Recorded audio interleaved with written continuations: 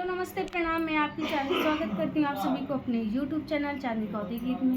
Friend, ये है मेरी छोटी मौसी, इनके साथ मैं बहुत अच्छा बहुत ही प्यारा मैं कजरी गीत लेके आई जो कि बहुत ही दर्द भरा है। इतना दर्द भरा है मैं आप सभी को बता नहीं सकती हूँ कि एक बेटी होती है जो ससुराल में रहती है, सावन में रहता है, सावन में तो उसके पापा को ताना मारा जाता है। कैसे, वीडियो को लास्ट में आप लोग सुनिएगा।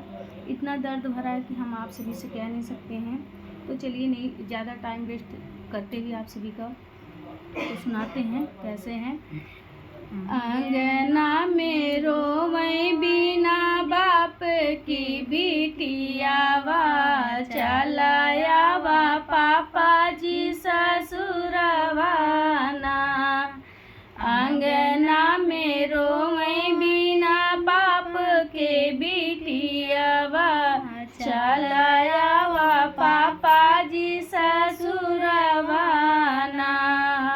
कवन ही हर पापा, कवन ही घर पापा हम का बियाहला, सझवा सबेरे मारे तनवाना। कवन ही घर पापा हम का बियाहला, सझवा सबेरे मारे तनवाना। कवन ही घर पापा हम का बियाहला, सझवा सबेरे सुनी तनवाना। आंगना में रोवै बिना बाप के बिटियावा, चलायावा पापा जी ससुरवाना। आंगना में रोवै बिना बाप के बिटियावा, चलायावा पापा ससुरवाना। इतना दहेजवा पापा खेत बेच के दिहला, तब न भरलो भी मनवाना। इतना दहेजवा पापा खेत बेच दिहला, तब न भरलो भी मनवाना। आंगना में रोवै बिना बाप के बिटियावा, चलायावा पापा जी ससुरवाना।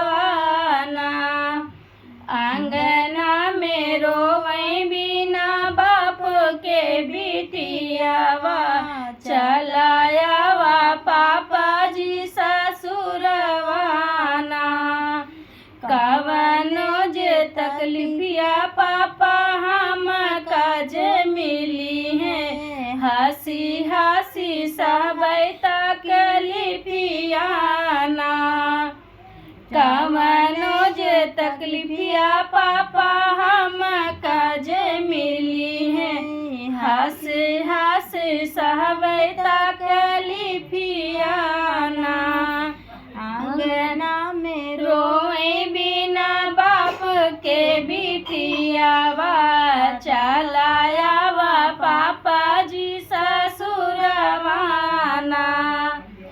आंगना में रोवै बिना बाप के बिटियावा, चलायावा पापा जी ससुरवाना।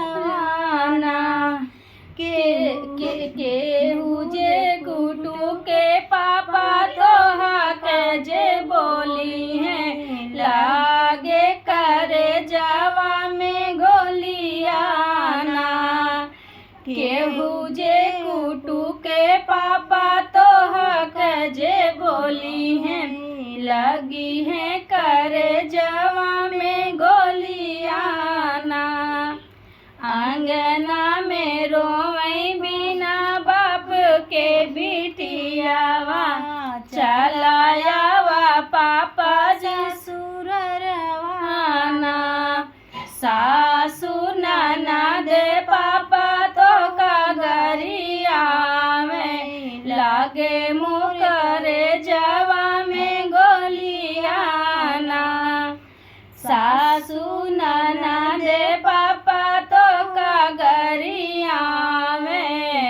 लागे मोर करे जवा में गोलियाना अंगना में रोवै बिना बाप के बिटियावा चलायावा पापा जी ससुरवाना